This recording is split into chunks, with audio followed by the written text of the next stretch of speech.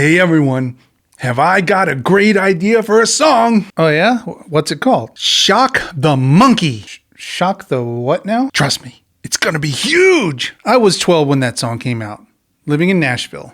My last year of living there before the family moved to the bustling, cosmopolitan center of culture that is Wauchula, Florida. County seat of Hardee County, right between Bowling Green and Sulphur Springs.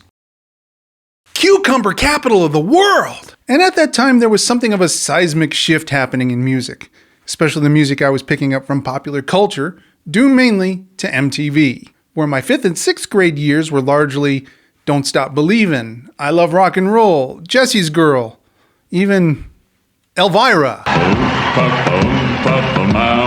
Once MTV became pretty much ubiquitous, the shift to synth pop, new wave, and electronica was, in retrospect, pretty startling. So yeah, I was one of the millions of Gen X tween kids out in America in 1982 when Peter Gabriel first hit the MTV stream with Shock the Monkey.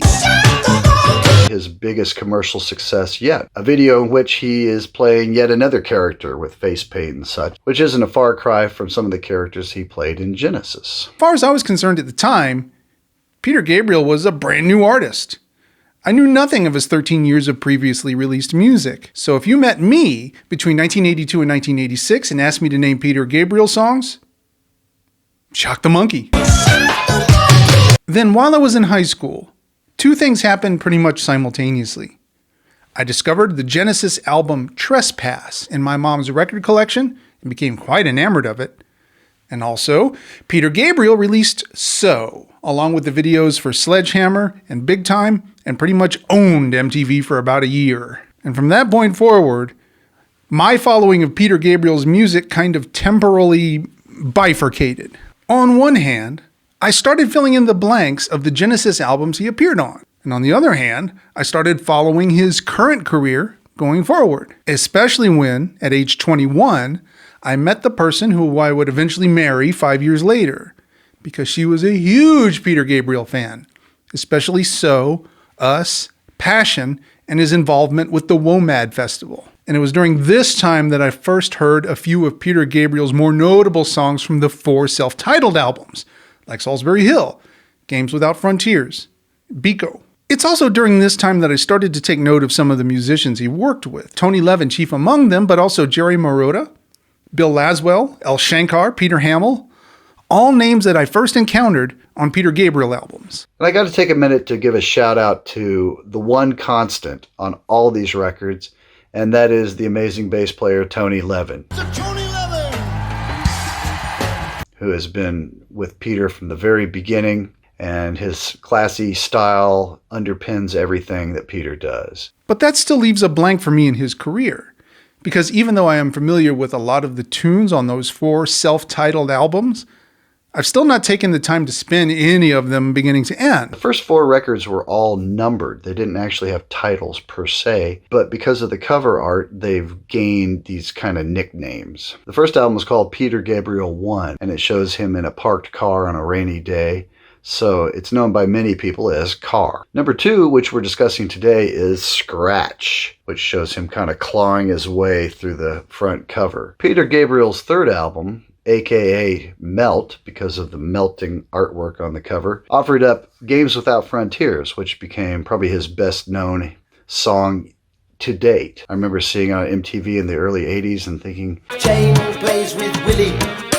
Willie is happy again. Little creepy. Peter Gabriel's 4th album actually breaks with the trend, and he actually started to nickname them himself, and he called that one Security. So, since none of the song titles on Scratch look familiar to me, and since there's already a tie-in with Robert Fripp's Exposure, I'm thinking this one is probably a good place to start.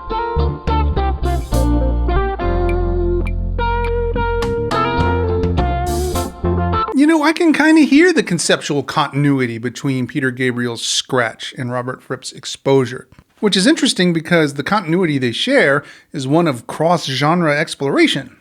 Just like Exposure, Scratch has some elements of progressive songwriting and arranging, but there's also some dirt simple rock and roll, some introspective folk rock, some Talking Heads style new wave, and in fact an alternate version of the title track from Exposure as well. And guess what, Eric? There's a song on this album called Flotsam and Jetsam. But where Fripp's exposure was raw and urgent, Scratch is more subdued and contemplative. No impossible guitar on this one, but in its place are some lush and precise piano from the professor, Roy Bittan, from the E Street Band. Just like on Exposure, the opening track strays pretty far from my notion of what might have been on the album in the first place. On the Air has the kind of slickly produced combination of guitars, piano, backing vocals, and rhythm section that I associate with bands like Cheap Trick, or maybe John Waite's band, The Babies. Played a festival with The Babies about 5 years ago. They were pretty dang great. Something that I always loved about the earlier works of Genesis is when there were moments of odd meter or odd song forms, it never seemed gratuitous. It all seemed as though it was a necessary consequence of the musical thought being imparted. And even though DIY is not the strongest Peter Gabriel song I've encountered, it still has that quality of cleverness through necessity in its 5/4 choruses. DIY 4/5, DIY 4/5, D. Mother of Violence is gorgeous. There are lovely intricacies to the sparse arrangement of the piano and acoustic guitar. Played by Sid McGuinness. I had to play that one a couple of times in a row. There are some subtleties that are going to take me a while to unpack though, but wow, do I like this one. By contrast, the weird little clavinet intro to A Wonderful Day in a One-Way World caused quite the lurch. But maybe that was for the best. Because if the song was arranged more traditionally, I think it might slip under the radar as, oh yeah, that's a Peter Gabriel song. But that lumbering, stumbling groove with the wide stereo field, with instruments spread out all over the place, the switch between the simple 1-4-5 verses and the more complex shifting meter of the choruses. One day, This is an odd little tune, but it definitely held my attention. White Shadow. This is an angsty little mid-tempo piece, which certainly feels like it belongs in the same catalog as songs like Games Without Frontiers. But you honestly want to know what I thought of immediately? So the song's called White Shadow, right? And the first line is 10 coaches roll into the dust. And I honestly had to stop the album and look up whether or not this song was affiliated with a TV show that premiered in 1978, also called The White Shadow. Any of you remember this one? A white former basketball player is hired to coach at an inner city high school. I promise I'm not making this up. Indigo. It starts like another lovely introspective piece, but there's a kind of slow burn thing that happens throughout the song, a quiet intensity to the overall emotional arc. I think this might be one of the more difficult songs to learn on this album, because at first glance, it sure seems like the form changes constantly through the whole tune. Exposure. Hey, you skipped Animal Magic. I guess I did, huh? Don't have much to say. It's fine. Anyway, Exposure. Definitely a different arrangement than Robert Fripp's. I find it an interesting exercise in constraint on Peter Gabriel's part, since there really aren't any lyrics for him to do his usual loquacious vocal sojourns. He had to get as much mileage out of that one word as possible.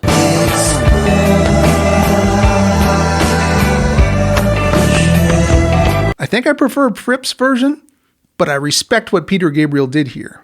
Flotsam and Jetsam. A lot of the work in this song is done by the arrangement and the vocal melody.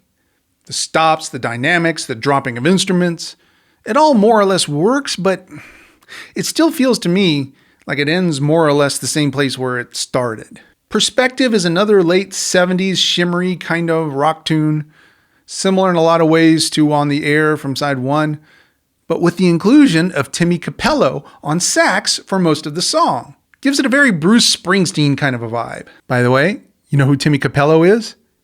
Ever seen The Lost Boys? And finally, there's Home Sweet Home. This is the song that made me go back and re-listen to the entire album again after I realized that there was a pretty strong presence of steel guitar from Sid McGuinness. And sure enough, it's there for most of the album. It's subtle, and Sid's playing and intonation are so light and deft. Home Sweet Home as a song itself has a few elements that I think make it a little dated, but it's nonetheless one of the more approachable Peter Gabriel tunes of this era. Nice build, pretty cool. So far, I'm feeling this album.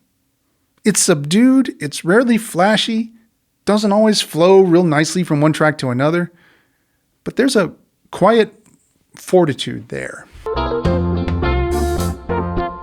The 1970s, when some of the greatest progressive rock albums were created, and Genesis put out a string of them most of us are familiar with, but if not, here's a quick little primer on what Peter Gabriel was doing long before he was wielding a sledgehammer. In 1969, they released their debut album, which was called From Genesis to Revelation. A title that was confusing when it came time to find a place to put it at the record store, and often it would be slotted in with the religious records rather than the rock records. Their next album, Trespass, which came out in 1970, offered up the progressive rock stylings that we're familiar with and have grown to love. 1971's Nursery Crime upped the ante all the more. Phil Collins joined the band, and also Steve Hackett. Peter, fronting them on classics like The Musical Box, took on a theatrical persona. Next up, in 1972, they released Foxtrot, which is a favorite of many progressive rock fans, and for good reason. It offers up the sidelong epic Supper's Ready, which is Genesis' greatest moment in a lot of ways. No big hits on this, but the fan favorite Watcher of the Skies is here, which inspired yet another theatrical character for Peter to portray on stage. 1973's Selling England by the Pound showed them upping the ante and maturing as songwriters. This, of course, offers up the amazing Firth of Fifth, which is maybe the greatest song from this particular era of Genesis. After that, one of the most epic double albums in all of progressive rock. 1974's The Lamb Lies Down on Broadway was Peter's last album with the group. And he went out on a high note with a double concept album he wrote almost exclusively, at least when it comes to the lyrical themes of it. After that, Peter left the band to pursue a solo career. Before I get too deep onto my reflections on Scratch, I want to take a minute to shout out my friend Eric Sanders. I happen to know that Eric is a fan of Flotsam and Jetsam, the thrash metal band out of Phoenix that Jason Newsted was in before Metallica. I asked Eric to recommend a Flotsam and Jetsam tune for me, something I could just throw in as kind of a joke when I mention the song. Instead of giving me just one, Eric pointed me to 8 different tunes and laid out the entire history of the band for me. I don't know anyone with a deeper knowledge of metal or Blue Note jazz than Eric. Cool, so back to the matters at hand. The thing I respect the most about Peter Gabriel is that he's never not Peter Gabriel. Yes, Scratch does more in terms of exploration of form and genre than anything I've heard from him over the years, but even when the music sounds like Cheap Trick or Bruce Springsteen or Talking Heads, when Peter Gabriel sings, the timbre, the style, the vocal affect, the tendency towards an irregular or even free meter in the verse, even his frequent use of slapback echo, there's no mistaking Peter Gabriel. But the question then becomes, do I like this because it's good music? Or do I like this because it's Peter Gabriel and I've acclimatized myself to what he does? And if this is a question you think you might need to assess in yourself, I think Scratch does quite a lot to push you towards that kind of confrontation, especially when you put it in context with the Genesis timeline. Scratch was released in 1978, the same year that And Then There Were Three came out. So at the same time that Genesis was transitioning away from their more exploratory and symphonic musical components, Peter Gabriel was casting about for new elements to include in his. But the irony is, 8 years after Scratch, both So and Invisible Touch would be released, just a couple weeks apart in fact, planting both Genesis and Peter Gabriel squarely in the center of pop music for pretty much the remainder of 1986. Yeah, no disrespect intended to Genesis, but So seems a lot hipper to me. No funk fingers on Invisible Touch. I can say for sure that Scratch got better and better for me over the week. A lot that seemed overly obtuse or kind of quietly busy the first listen became clever and musical over time. A lot of Peter Gabriel's works do that for me, but especially the Fripp influence on this album. On first listen, that aspect is almost entirely hidden. But when you listen to Scratch and Exposure one after the next, it comes out. So that just leaves Sacred Songs by Daryl Hall to complete the trilogy. Maybe I'll get to that in a couple of weeks. None of these solo albums were a deliberate attempt to recreate what he did with Genesis at all. He was cutting new directions and progressing in the true sense of the word. His fifth album broke with the numbering trend and was simply titled So. It's his biggest commercial success, thanks to his big single Sledgehammer and its very unique claymation video that MTV played hourly back in the day. It took him 6 years to follow up the success of So, and in 1992 he released Us, another album with a commercial appeal, but a lot of substance as well. He's actually worked in some world music influences on this one that were not present much on So. Peter has never been particularly prolific. It took him 10 years to follow up Us with the simply titled Up, and it didn't really garner any hits per se, but it was a solid album. Over the years after that, he followed up the Up album with a couple albums where he did old songs of his in a new light or covers of other artists' songs. That would include the album Scratch My Back from 2010 and New Blood from 2011. And now, 12 years later, he's finally following up New Blood with the new album I.O., one where he's decided to release one song a month on the internet.